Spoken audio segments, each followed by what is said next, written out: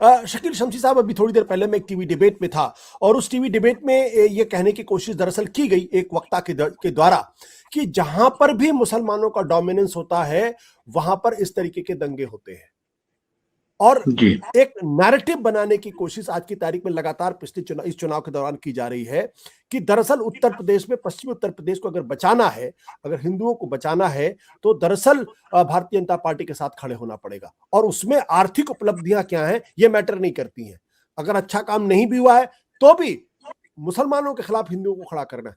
क्या ये जो वक्तव्य है कि हिंदुओं के खून से रंगे हैं, या जो है जो सत्ता में बैठा हुआ है वो दरअसल हत्या करवा रहा था, अखिलेश यादव के बारे में जो कही जा रही है बातें?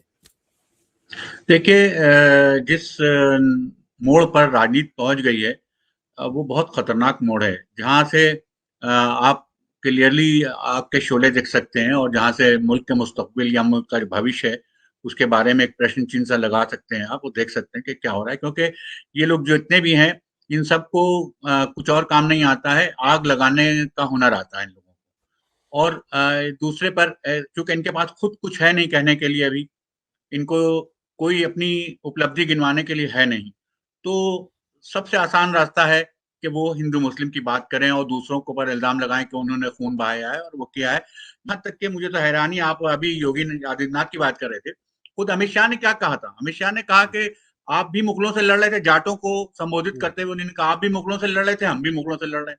भाई, आज का दौर में कौन मुगल है? ये इसके किसकी तरफ इशारा है सबको पता है, जब मुल्क का गृह मंत्री यह बात कहे। और कितनी अजीब बात है कि जब मुसलमानों का जिक्र करते हैं तो ये नहीं बताते कि मुगल सल्तनत को डिस्टेबलाइज करने वाले सैयद बरादरान जो थे, पूरे वो जानसठ, मुजफ्फरनगर और आसपास के इलाकों में आबाद थे, जो सैयद बरादरान कहलाते हैं, जिन्होंने औरंगजेब का जीना दूभर कर रखा था, जिन्होंने मुगल सल्तनत को फिर कभी स्टेबल होने ही नहीं दिया, स्टेबिलिटी होने नहीं दी, वो भी तो मुसलमान ही थे, वो भी तो मुगलों से लड़े। वो कौन लोग थे आखिर? उनका जिक्र नहीं करते, उनकी कुर्बानियों का जिक्र नहीं करते, उनकी लड़ाइयों का जिक्र नहीं करते। क्यों? क्योंकि उससे मकसद उनका हल नहीं होता है। जिन लोगों ने हिस्ट्री पढ़ी उनको अच्छी तरीके से मालूम है कि सैयद बरादरान का क्या रोल रहा है और किस तरीके से उन्होंने इसी तरीके से जब भी वो औरंगजेब की बात करते हैं तो शिवाजी के साथ लड़ाई की बात करते हैं, लेकिन ये नहीं बताते कि शिवाजी की फौज में 62,000 सिपाही मुसलमान थे। नहीं बताते किसी को। ये नहीं बताते कि शिवाजी जो थे, जब वो आगरा के किले से फरार हुए, फरार होने में मदद करने वाले कौन थे उनके? वो जो कारागार के सिपाही थे वो मुसलमान ही तो थे जिन्होंने उनकी मदद की। तो वो बातें नहीं बताते, क्योंकि उससे हिंदू मुस्लिम एकता की खुशबू आती है और वो नहीं चाहेंगे बताएंगे।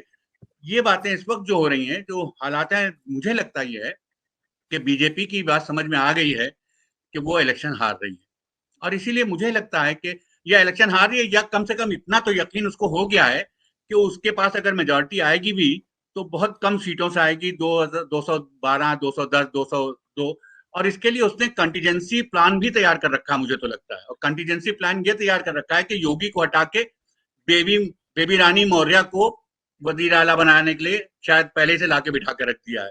और बीजेपी को ये कंटीजेंसी इसलिए कि आप सोच लीजिए कि कोई गवर्नर से रिजाइन करवा के, किसी गवर्नर को रिजाइन करा के एमएलए का इलेक्शन लड़ाया जाए, तो बीजेपी को इतना तो पता ही कि हवा क्या है यूपी की। तो अब उस हवा को बदलने के लिए वो हिंदू मुस्लिम के सवाल उठा रहे हैं, लेकिन खुशी की बात यह है कि इस वक्त उठ नहीं रहा है, उठ नहीं पा रहा उनसे, और कहीं पर भी टेंशन पैदा नहीं हो रहा है, या उनकी बातों की वजह से हालात खराब नहीं हो रहे हैं या फिजा खराब नहीं हो रही है। यही सबसे बड़ी इस मुल्क की उपलब्धि है कि इस इलेक्शन में इनकी 1000 कोशिशों के बाद, बड़े बड़े लीडरों के कहने के बावजूद, मुल्क में कशीदगी या तनाव पैदा नहीं हो रहा।